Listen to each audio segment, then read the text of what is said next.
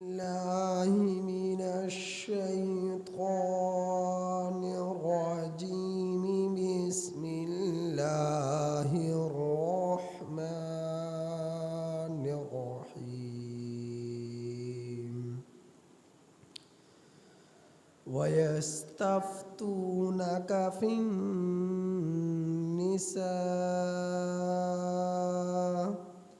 قل الله يفتيكم فيهن وما يتلى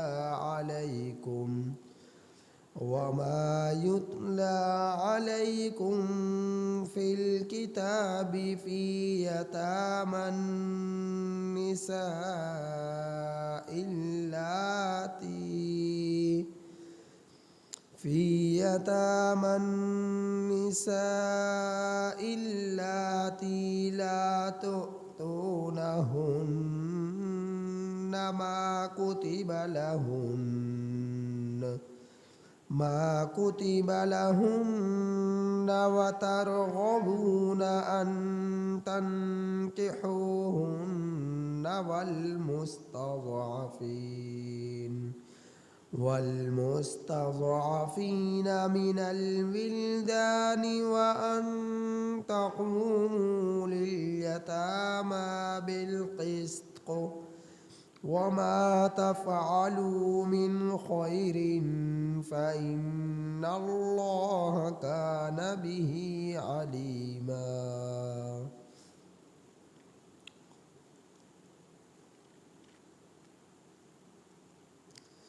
یہ سورۃ النساء کی آیت نمبر 127 ہے۔ اس آیت کریمہ کا ترجمہ یہ ہے وَيَسْتَفْتُونَكَ، اور وہ لوگ آپ سے فتویٰ طلب کرتے ہیں، اور وہ لوگ آپ سے مسئلہ پوچھتے ہیں، اور وہ لوگ آپ سے مسئلہ دریافت کرتے ہیں، اور وہ لوگ آپ سے فتویٰ لیتے ہیں فی النساء، عورتوں کے حقوق کے متعلق۔ قل اللہ، آپ کہہ دیجئے اللہ تعالی یفتیکم، تمہیں فتویٰ دیتا ہے، مسئلہ بتلاتا ہے، فیہن، عورتوں کے حقوق کے متعلق، وما یتلی علیکم، جو کچھ بھی تلاوت کی جاتی ہے تم پر، فی الکتاب، کتاب میں، فی یتامی النساء، یتیم عورتوں کے بارے میں، وہ عورتیں اللاتی کہ جنہیں لا تؤتونہن، نہیں دیتے ہو تم لوگ، ما کتب لہن، جو کچھ فرض کیا گیا ہے عورتوں کے لیے، وترغبون، اور تم لوگ رغبت رکھتے ہو اور تم لوگ شوق رکھتے ہو، ان تنکحوہن، یہ کہ تم لوگ نکاح کرو عورتوں سے، والمستضعفین،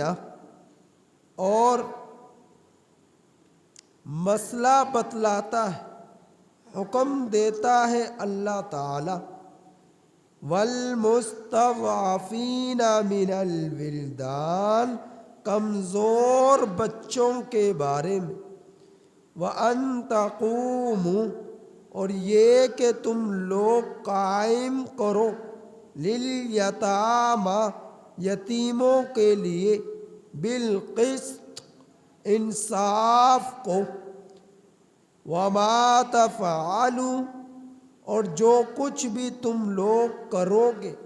من خیرٍ، نیکی میں سے، بھلائی میں سے، خیر میں سے فَإِنَّ اللَّهَ كَانَ بِهِ عَلِيمًا، سو بے شک اللہ تعالی اسے خوب جانتا ہے۔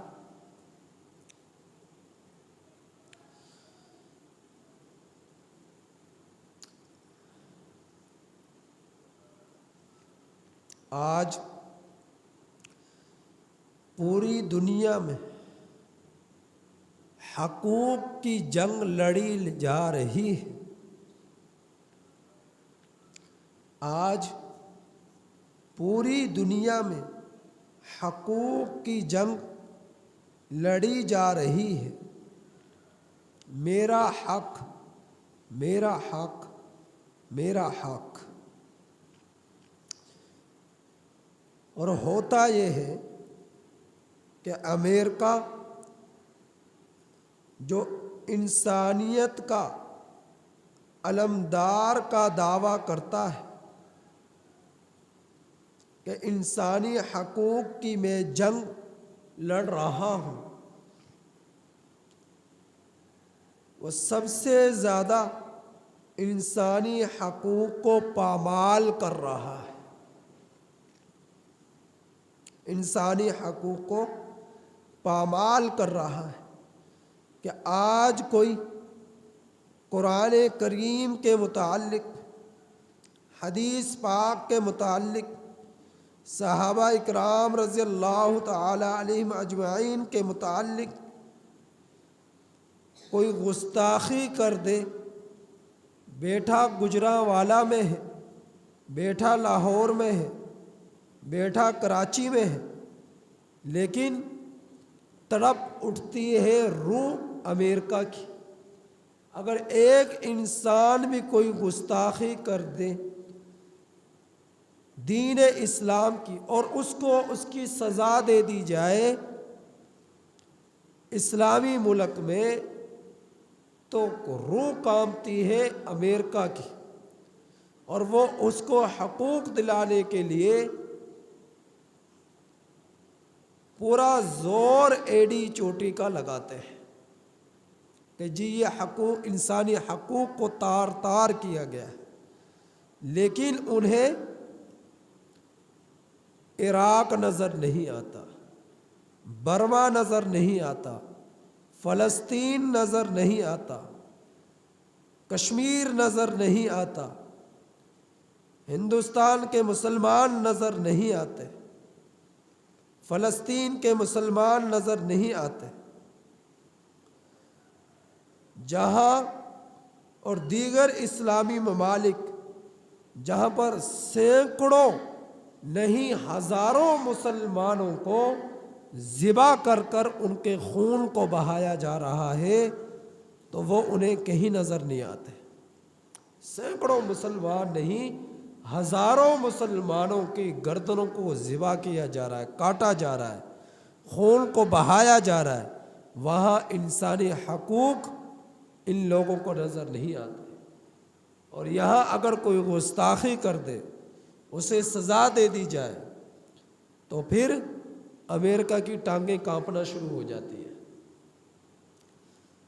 اور ان کے کسی شخص کو سزا دے دی جائے تو ہم کمزور مسلمان ڈرتے ہیں، کانپتے ہیں، جی یہ تو امریکہ کا ہے، یہ تو فلاں کا ہے، اس کو کچھ کر دیا تو آفت آ جائے گی، مصیبت آ جائے گی۔ اس قدر ہم لوگوں کے کمزور ایمان، اور مسلمان کے ساتھ کچھ ہو جائے تو دور تک انصاف نام کی کوئی چیز نظر نہیں آتی۔ مسلمان کے ساتھ کوئی ہو جائے تو آج کے زمانے میں یوں سمجھیے کہ مسلمان بچے، مسلمان خواتین، مسلمان مرد کا خون بھیڑ بکریوں سے بھی زیادہ سستا ہو گیا ہے، بھیڑ بکریوں سے بھی زیادہ سستا ہو گیا ہے۔ قربان جاؤں اللہ کے رسول صلی اللہ علیہ وسلم کی ذات اقدس پر، اللہ کی ذات پر جتنے حقوق انسانیت کے،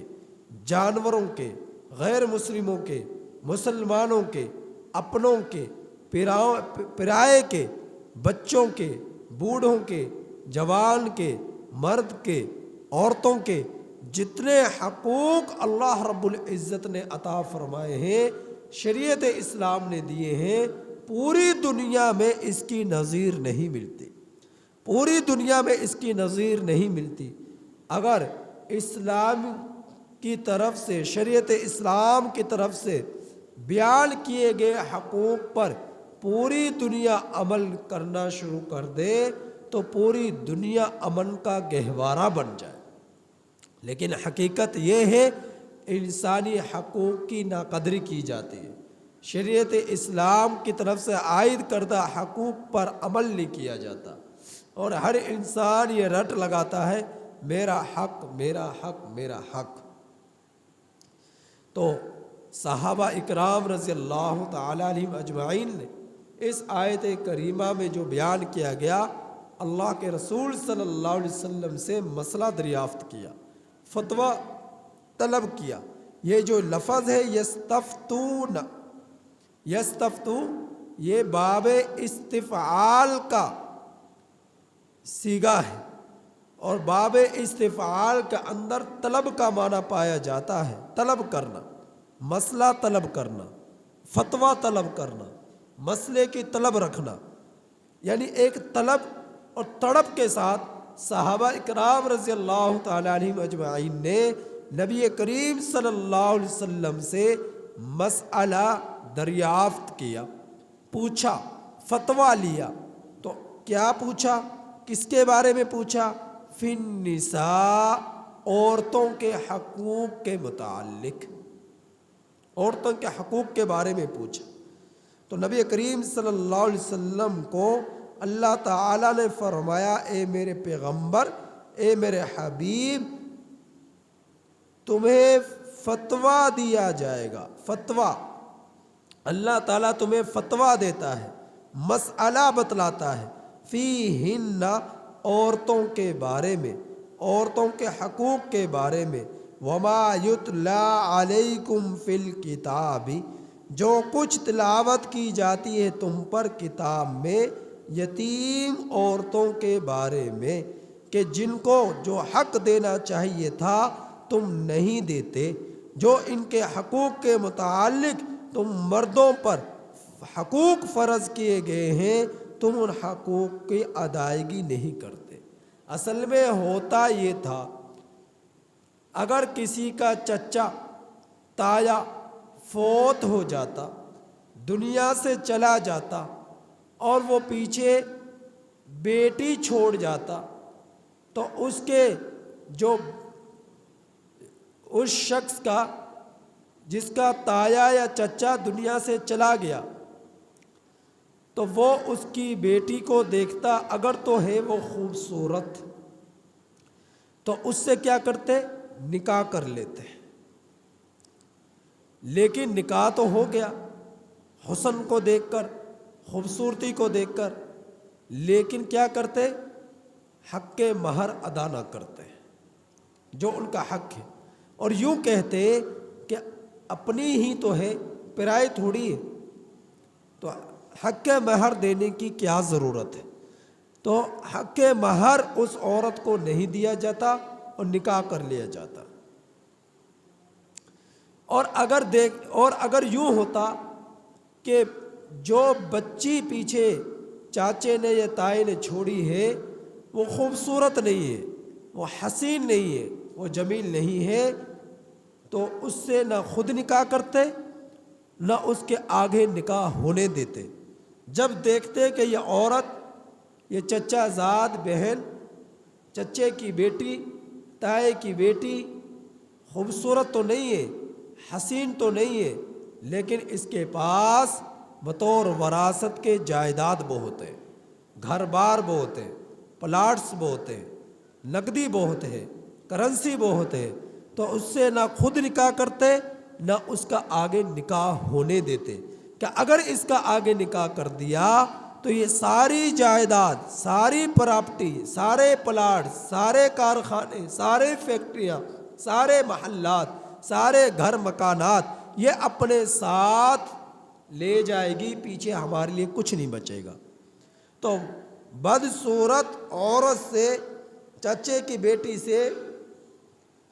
نہ خود نکاح کرتے نہ آگے اس کا نکاح ہونے دیتے، اور وہ بیچاری یوں ہی لٹکی رہتی۔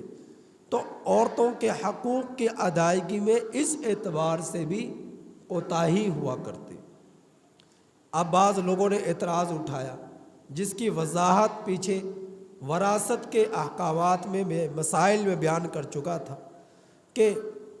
شریعت اسلام میں مردوں کے مقابلے میں عورت کو ایک حصہ دیا جاتا ہے اور مردوں کو 2 حصے دیے جاتے ہیں۔ تو یہ اللہ رب العزت نے العیاذ باللہ کہاں انصاف فرمایا؟ جس پیٹ سے بچی نے جنم لیا، اسی پیٹ سے بچے نے جنم لیا، لیکن بچی کو 1 حصہ اور بچے کو 2 حصے، یہ انصاف تو نہ ہوا۔ ہونا تو یہ چاہیے تھا دونوں کو برابر برابر دیا جاتا۔ تو اللہ رب العزت سے بڑھ کر کوئی انصاف کرنے والی ذات نہیں ہے۔ آپ دیکھیں، غور کریں، بچی کا جب نکاح ہوتا ہے، بالغ وہ ہوتی ہے، ایک مرد کے نکاح میں وہ آتی ہے، میرے رب نے حکم دیا بھائی اس کے نان و نفقے کا خیال تو نے کرنا ہے، اس کے بچوں کا خرچہ تو نے کرنا ہے، اس کے لباس پوشاک کا خیال تو نے کرنا ہے، اس کے کھانے پینے کا خیال تو نے کرنا ہے، اس کی گرمی سردی کے انتظامات تو نے کرنے، اس کے رہنے سہنے کے انتظامات تو نے کرنے، اس کے علاج معالجے کے انتظامات تو نے کرنے۔ ساری ذمہ داریاں مرد کے لگا دی، اور عورت کے کیا لگائی کہ بھائی 4 دیواری کے اندر رہ اور خاوند کی خدمت کر، اس کے گھر کو سنبھال، اس کا خیال کر، اس کی حفاظت کر، اس کے ذمے یہ لگا دیا۔ اب جو 1 حصہ بھی اس کے لیے آیا ہے، ہونا تو یہ چاہیے تھا وہ 1 حصہ بھی نہیں ہونا چاہیے تھا۔ کیوں نہیں ہونا چاہیے تھا؟ کہ ساری ذمہ داریاں تو خاوند کے ذمے ہیں، اور تو اس نے کرنی ہے کہ بھئی مجھے کپڑے چاہیے، خاوند کی ذمہ داری کپڑے خرید کر دے۔ عورت کا بھی چاہے ضرورت ہے بھئی جوتے چاہیے، تو خاوند کی ذمہ داری جوتے خرید کر دے۔ عورت بیمار ہے، خاوند کی ذمہ داری علاج کرے۔ عورت سفر کرنے چاہتی ہے، خاوند کی ذمہ داری گاڑی کرائے پہ لے یا اپنی خریدے، اسے گاڑی میں بٹھائے، اسے سواری پر بٹھائے، اور اس کو جہاں اس کی چاہت ہے ضرورت کی تو وہاں پر اس کو لے کر جائے۔ ساری ذمہ داریاں خاوند کی ہیں۔ 1 روپیہ چاہیے، خاوند سے کہے گی خاوند کو دینا پڑے گا۔ 10 روپے چاہیے، 100 روپے چاہیے، 1000 روپے چاہیے، اس کی ضرورت ہے، خاوند کی ذمہ داری اس کو دینا پڑے گا۔ تو 1 حصہ وہ کس بنا پر لے رہی ہے؟ لیکن اللہ کی ذات نے 1 حصہ بھی دے کر خواتین اسلام پر احسان فرمایا کہ 1 حصہ اس کو کچھ نہ کچھ دے دیا جائے، 1 حصہ اس کو دے دیا جائے۔ تو اللہ رب العزت سے بڑھ کر کوئی انصاف کرنے والی ذات نہیں ہے۔ تو اس طرف نہیں دیتے کہ بھائی خاوند ہی کے ذمے ساری ذمہ داریاں کیوں لگ گئی، خاوند ہی کے ذمے عورت کی ذمہ داری کیوں لگ گئی، اس کے نان و نفقے کی، رہنے سہنے کی، اخراجات کی، علاج معالجے کی، سواری کی، ساری ذمہ داریاں خاوند کے ذمے کیوں لگ گئی؟ جبکہ عورت نے بھی اسی کوکھ سے، عورت بھی بالغ ہے، جوان ہے، وہ خود بھی کر سکتی ہے، مرد بھی کر سکتا ہے۔ لیکن اللہ رب العزت نے عورت کا کیا مانا؟ چھپی ہوئی چیز، پردے میں رہنے والی چیز۔ عورتوں کے لیے جو بھی لفظ استعمال ہوا ہے، عورت ہے یا اس کے لیے مستورات ہے، ان کے مستورات کا معنی، مستورات سطر سے ہے، سطر کہتے ہیں پردے کو، اور عورت کیا ہے؟ یہ بھی ہے، عورت بھی اس کا معنی بھی ہے کہ پردے میں رہنے والی چیز، چھپا کر رکھی جانے والی چیز۔ اگر اسے ظاہر کیا جائے، اگر اسے باہر چھوڑا جائے، اگر اسے آزادی دی جائے، ایسی آزادی کہ جو اس کا دل چاہے وہ کرے، چاہے وہ بے حیائی کرے، چاہے وہ زنا کرے، چاہے وہ بدکاری کرے، چاہے مردوں سے وہ اختلاط کرے، ہر طرح سے اسے بے حیائی کی اجازت دے دی جائے، تو معاشرے میں بگاڑ پیدا ہو جائے، بے حیائی پھیل جائے، زنا عام ہو جائے، بدکاری عام ہو جائے۔ اور عورت آج معاشرے میں یہ ہوتا ہے العیاذ باللہ کہ اس کا استعمال کر ٹیشو پیپر کی طرح اسے پھینک دیا جاتا ہے، استعمال کر ٹیشو پیپر کی طرح اسے پھینک دیا جاتا ہے، اور جب تک اسے استعمال نہ کیا جائے اس کے لیے سبز باغ دکھائے جا رہے ہیں، اس کا جو ہے کھلایا پلایا جا رہا ہے، اسے جو ہے سیر و تفریح کرائی جا رہی ہے، سیر و تفریح کرائی جا رہی ہے، لیکن جیسے اس کا استعمال ہوا تو پہچانتے تک نہیں یہ کون ہے، پہچانتے تک کوئی کون ہے۔ تو میرے رب نے عورت کی عزت کا خیال کیا، اس کے جسم کا خیال کیا، اس کے وجود کا خیال کیا، اس کی عزت کو تحفظ دیا، اس کے وجود کو تحفظ دیا کہ اگر اس کو کھولا گیا، اس کو باہر نکالا گیا تو یہ پردے میں رہنے کی چیز تھی، لیکن یہ باہر نکلی تو باہر بہت سارے بھیڑیے اس انتظار میں ہیں کہ اس کو نوچ نوچ کر کھا لے، اپنا نوالا بنا لے۔ تو اللہ رب العزت نے حکم دیا کہ پردے میں رہے، پردے کے مستقل طور پر احکامات نازل فرمائے۔ سورۃ النساء میں ان کے حقوق بیان فرمائے، سورۃ الحجرات میں ان کے حقوق بیان فرمائے، سورۃ النور میں ان کے حقوق بیان فرمائے، تاکہ ان عورتوں کی پوری طرح حقوق کی رعایت کی جائے، خیال کیا جائے۔ تو وہ لڑکا کیا کرتا جس کی چچا زاد بہن پیچھے رہ گئی، جس کے خوبصورت ہے تو نکاح کر لیا، حق مہر ادا نہ کیا، بدصورت ہے تو نہ خود نکاح کیا نہ آگے اس کا نکاح ہونے دیا، تو وہ بیچاری اسی طرح رہی۔ کیوں نہ نکاح ہونے دیا؟ کہ یہ ساری جائیداد جو پیچھے رہ گئی، جو اس کی وراثت میں آئی ہے، وہ سب کی سب لے کر اگلے گھر چلی جائے گی، تو ہمارے لیے پیچھے سے کچھ نہیں بچے گا۔ تو اس طرح اس کے ان عورتوں کے ساتھ ظلم کیا جاتا۔ ہوتا یہ ہے کہ اگر بچی کا والد فوت ہو جائے تو اس کا سرپرست اس بچی کا دادا ہے، اور اگر دادا بھی فوت ہو جائے تو اس بچی کا سرپرست اس کے چچا ہے، اس کے تائے ہیں، اس کے چچا ہے، اس کا تایا ہے۔ اگر چچا بھی نہیں ہے، تایا بھی نہیں ہے، پھر وہ اس بچی کا سرپرست چچا زاد بھائی ہے، جس سے اس کا نکاح ہو سکتا ہے۔ اسے کہا جاتا ہے عصبات، اسے کیا کہا جاتا ہے؟ عصبات۔ تو وہ اس کی پرورش کریں گے، دیکھ بھال کریں گے، خیال کریں گے، اس کا احساس کریں گے، اس کا احساس کریں گے۔ تو زمانہ جاہلیت میں ہوتا یہ تھا، جب مسائل کا علم نہ تھا تو ان کے حقوق کی حق تلفی کی جاتی تھی۔ تو اللہ رب العزت نے ان لوگوں کے، ان عورتوں کے حقوق بیان فرمائے۔ وَتَرْغَبُونَ، اور تم شوق رکھتے ہو اور تم رغبت رکھتے ہو، أَن تَنكِحُوهُنَّ، یہ کہ تم نکاح کرو عورتوں سے، وَالْمُسْتَضْعَفِينَ مِنَ الْوِلْدَانِ، اگر تم شوق رکھتے ہو نکاح کرو، کہ خوبصورت ہے، حسین ہے، جمیل ہے، نکاح کرو، تو نکاح تو کر سکتے ہو، لیکن ان کا حق مہر بھی ادا کرو، اس میں کوتاہی نہ کرو۔ آگے فرمایا کمزور بچے ہیں، کمزور بچے ہیں، یتیم بچے ہیں، باپ نہیں ہے، باپ نہیں ہے، سرپرست نہیں ہے۔ اب جو ہے چچا زاد بھائی کے سرپرستی میں وہ بچہ آیا ہے تو اس کے جائیداد ہے، اس کی پراپرٹی ہے، اس کی وراثت میں جو مال ہے، وہ بچہ نہ سمجھ ہے تو اس کا خیال کرو، اس کا احساس کرو۔ ایسا نہیں کہ اسے ہڑپ کر کر بیٹھ جاؤ، اس پر قابض بن کر بیٹھ جاؤ۔ جو بچوں کی وراثت ہے، جو بچے کے حقوق ہیں، ان کی پوری طرح آخرت سے، اللہ رب العزت سے ڈر کر، آخرت کی فکر کر کر یتیم بچوں کا خیال کرو، ان کی جائیداد کو، جو ان کا حق ہے، پوری طرح ان کو ان کے سپرد کرو۔ آگے اللہ تعالیٰ نے فرمایا وَأَن تَقُومُوا لِلْيَتَامَى بِالْقِسْطِ، اور یہ کہ تم قائم کرو یتیموں میں انصاف کو، اور جو کچھ بھی تم نیکی کرو گے فَإِنَّ اللَّهَ كَانَ بِهِ عَلِيمًا، تو بے شک اللہ تعالیٰ اسے خوب جانتا ہے، اللہ رب العزت اسے خوب جانتا ہے۔ لہٰذا عورتیں ہیں، ان کے حقوق کا خیال کیا جائے، یتیم بچے ہیں، ان کے حقوق کا خیال کیا جائے، اور جو ہے معاشرے میں پڑوسی ہیں، ان کے حقوق کا خیال کیا جائے۔ اللہ رب العزت نے ہر ایک کے حقوق عائد کیے ہیں، اولاد اور والدین کے حقوق مقرر فرمائے، بیوی اور بچے کے حقوق مقرر فرمائے، اور اسی طرح پر خاوند اور بیوی کے حقوق مقرر فرمائے، اسی طرح پر بھائی کے حقوق مقرر فرمائے، بہنوں کے حقوق مقرر فرمائے، بھتیجے بھتیجوں کے حقوق مقرر فرمائے، مسلمان رشتہ دار پڑوسی کا حقوق مقرر فرمائے،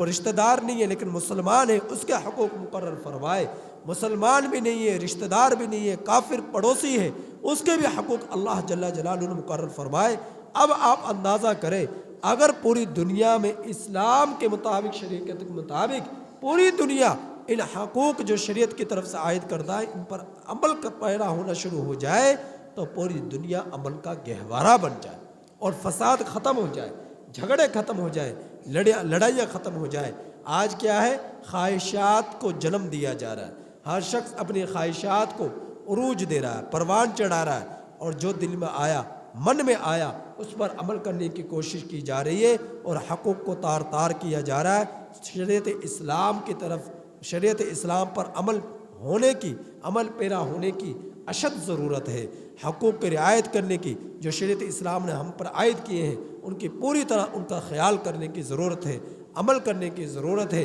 اگر ایسا ہو گیا پوری دنیا امن کا گہوارہ بن جائے گی، اور اگر اسی طرح حقوق تار تار ہوتے رہے، ٹوٹتے رہے، تو فتنہ پھیلے گا، فساد پھیلیں گے، خون بہے گا، لڑائیاں بڑھیں گی، جھگڑے بڑھیں گے۔ لہٰذا ان کو روکنے کے لیے، فساد کو روکنے کے لیے بنیادی چیز یہی ہے کہ شریعت اسلام کے طرف سے عائد کردہ حقوق پر عمل کیا جائے۔ وہ حقوق نہیں جو غیر مسلموں نے مقرر کر دیے کہ جو وہ ان کا مفاد ہو تو وہ حق ہے، اور اگر غیر کا مفاد ہو تو ان کے لیے اس کا حق کی کوئی حقیقت حیثیت نہیں ہے۔ تو اللہ رب العزت نے ہر ایک کے لیے حقوق مقرر فرمائے ہیں، چاہے وہ مسلم ہو یا غیر مسلم ہو، مرد ہو یا عورتیں ہوں، بچے ہوں یا جوان ہوں یا بوڑھے ہوں، ہر ایک کے اللہ اپنے ہوں یا بیگانے ہوں، ہر ایک کے اللہ جل جلالہ نے حقوق مقرر فرمائے۔ اللہ سے دعا ہے کہ اللہ تعالی ہم لوگوں کو ان تمام مسائل کی پوری طرح کامل سمجھ عطا